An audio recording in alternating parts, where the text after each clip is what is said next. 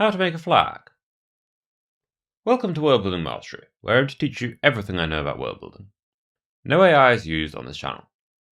Today I'll go over how to make flags and other heraldry and symbols used by various groups in your setting for your worldbuilding. We will cover a few flag designs of my own and how I created them, the principles of flag design, and when and why those principles can be wrong, and finally I'll give you some advice for coming up with your own symbols and imagery for your worldbuilding. This will help you to make flags and other stuff, which will both look nice and which will also carry the correct sort of vibes and meaning, which can do an enormous amount to elevate your setting beyond what would otherwise be possible. I really think flags are a great aspect of world building, so let's begin. Part 1. Flags I've created. I only really have 2 flag designs which I've made so far to show you, and I'm going to show you them in chronological order. Both of them are for my main science fiction setting, which is the space opera, and these are the flags of the 2 main factions of that setting. I will note that I am likely to continue to update and make small changes to these flag designs as I go, but overall I'm happy with their designs, and they're likely to remain more or less the same as they are now, with only small changes being made. So let's start with the flag of the Grand Unified Federation. This is the main faction of my science fiction setting. It's the largest faction, controls the most territory, and it controls a lot of humanity. Now, I designed this flag first, quite a while ago, maybe a year ago or so. It's a somewhat simple design, but there is meaning to it. If it isn't obvious just from looking at it, it's a stylized version of the Vitruvian Man on a black background.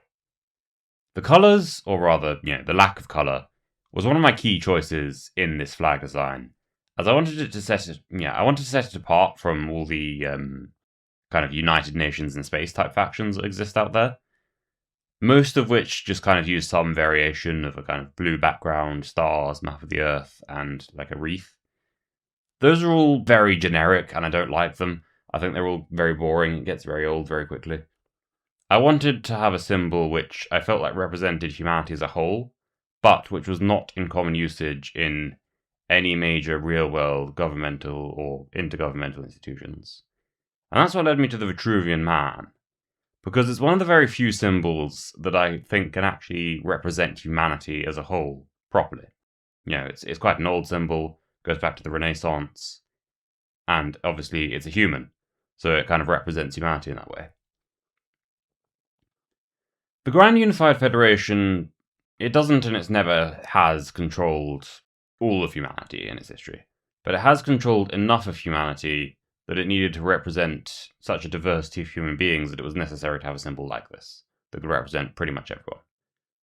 On top of that, it also ties in with the kind of very human-centric, humanist ideology of the Grand Unified Federation. So overall, quite pleased with the design, but I do feel like it needs a little something. So I'm not completely happy with it. I may make some more changes. I've done a few experiments of different things. Considered adding stars to the background, but I've never found a way to make that look good. But we'll see if I come up with anything. The black background is intentional because it kind of represents space. So it's kind of man in space is kind of the idea of it. So adding stars to the background would help to symbolize that a little. But again, I've just not found a way to make that look good just yet. It's slightly funny that it's black and white, which is kind of slightly reminiscent of the Skull and Crossbones, but oh well, I'm still happy with the design. Next is the flag of the League of Free Republics. The League of Free Republics are the main faction which opposes the Grand Unified Federation in my setting, and for their flag design I wanted something which evoked a strong feeling of ideological principles and rebelliousness, combined with a certain degree of kind of chaos, because it's a slightly chaotic faction. That led me to using red as the main colour, as the literal red flag of the faction can indicate either hostility or conviction, and like a feeling of firm principles, right? I think I managed to achieve this without making it look like a communist flag, which is pretty good. I didn't want it to look like a communist flag, because it's not a communist faction. I was influenced by the 8-pointed star of chaos in Warhammer, which is a symbol that predates Warhammer as well. You know, all the arrows pointing in different directions does a very good job at indicating something which is kind of chaotically going in all directions at once, right? And then I had the idea that instead of arrows, I could use wings. And wings are kind of an interesting symbol because there's, you know, I don't know how to dig into the meaning of wings, but there's a lot to them, right? They represent birds, which can represent peace, but it can also represent kind of like the eagle of like conquest or like empire. So there's a lot, just the fact that it's flight as well, which is kind of seen as this power of the gods sort of thing. There's a lot of meaning to that, you know, use of wings. I've also been told that the flag looks like a biblically accurate angel, which I mean, yeah, I can see it. But anyway, the idea is that there's a circle of wings, all pulling in various directions. The idea being that by all pulling in contradictory directions and going against one another, they are in doing so able to create balance and harmony, which ties in with the ideology of the League of Free Republics. Note that the center of the design is also empty, which is another intentional part of the symbolism. It is without center. It is literally without center, without core, in a way. I chose to give the design a total of 13 wings, although I don't yet have a specific in-universe reason for that number specifically. Not yet. I will come up with one. What I'm thinking at the moment is I'll come up with a list of 13 founding principles or tenets. I ultimately chose the 13 number just because it feels right and it looks right, but I think 13 principles of the League of Free Republics sounds about right. Possibly contradictory principles, which, again, the flag would symbolize. But I don't want it to be like 13 founding members, because that's just a bit too reminiscent of the United States, I think, you know, the 13 colonies. So I didn't want to do that, but yeah, 13, I think, is just the right number.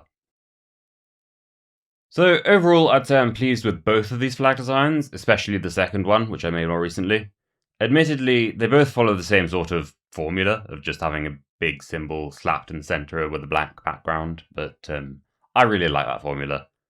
And when I design another flag, I'll try and give it a different layout and just, you know, experiment and see if I can make something a little bit more complicated. Part 2. The principles of flag design and when they're wrong. Now, I assume that you are watching this video because you want to design some flags for your own setting, and you are looking for some advice on that. You've probably already watched a lot of the other videos where people have dived into this, given you a lot of resources on the subject, so I'm going to bet you've probably already heard some of the general principles of flag design, which are, number 1, keep it simple, number 2, use meaningful symbolism, number 3, 2 to 3 basic colors, number 4, no lettering or seals, and number 5, be distinctive or be related. These sorts of principles, I don't know, I can't remember where they first originated, but these are basically the principles of like vexillology, and they're not bad. These rules are not bad, really, but I think sometimes people cling to these sorts of rules as if they're kind of these solid, unbreakable, eternal principles of flag design that must never be violated. In reality, these are just loose guidelines, and they should not be treated as sacred. Don't be afraid to violate them if you think it will be, if you think it will lead to a more interesting and more compelling design. Because I think these rules, while they are helpful, they're a good place to start, but they're not necessarily a good place to end. They're not the end all be all of flag design. They're really, really not. For example, as you may have been able to tell from the flags that I showed, I like complex designs. I like, you know, putting a dragon on your flag is always a good, you know, it's always a good idea. It's always fun. You know, for example, or other creatures like that.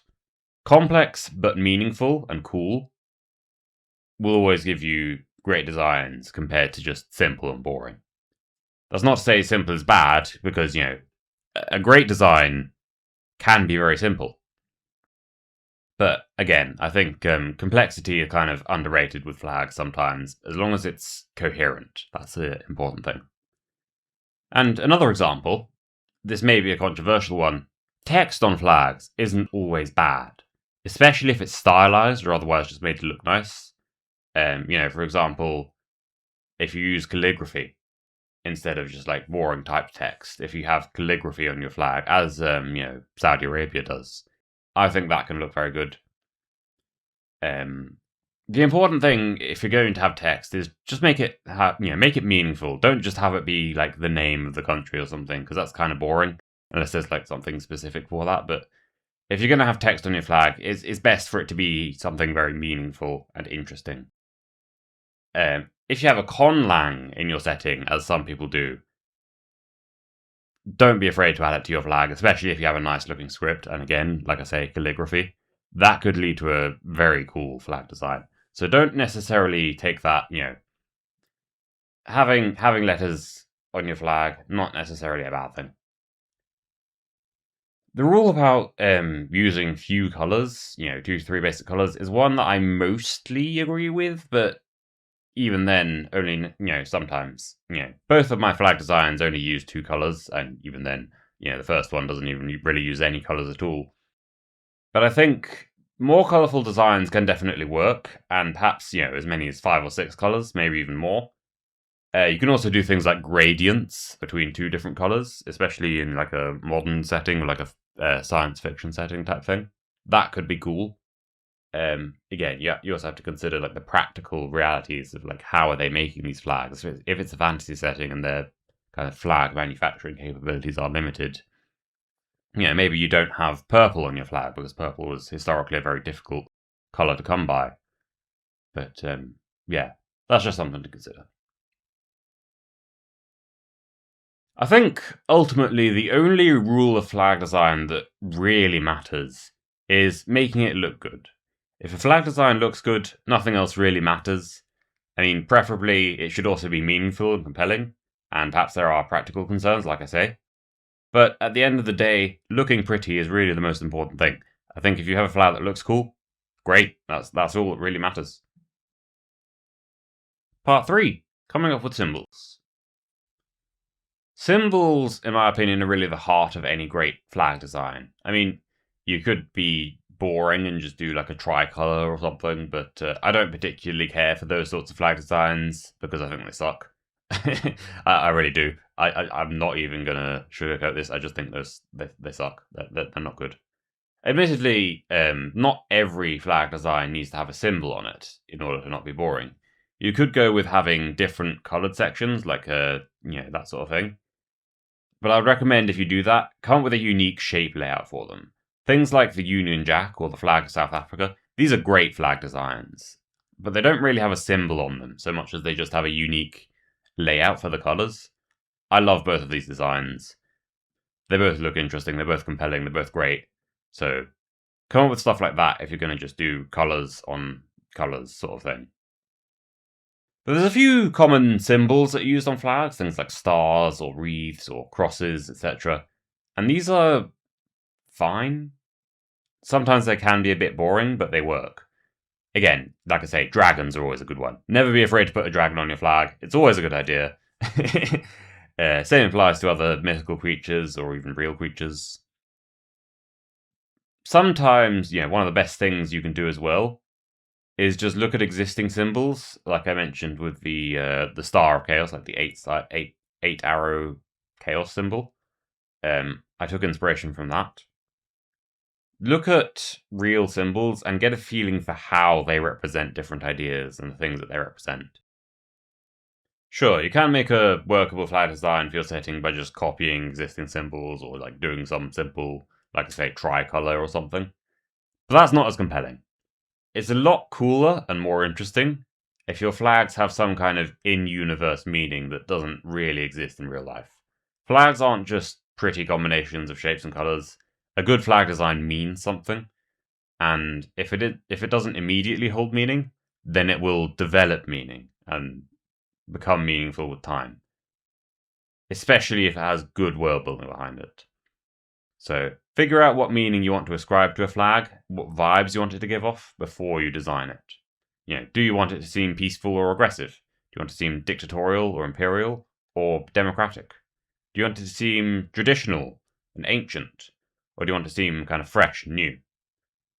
Do you want it to represent a country or a state or a dynasty or something else? What are the moral and ideological principles of the people who the flag represents? All of this has to be considered with a great flag design. along with things like technical limitations, as I mentioned. But these meaningful things are really what will carry the design and elevate it to a greater level for your setting. So, this video has been part of a series I've been doing on how to world build. If it has been helpful to you, then do go ahead and check out the rest of this series, because the advice I've given in other videos is just as good.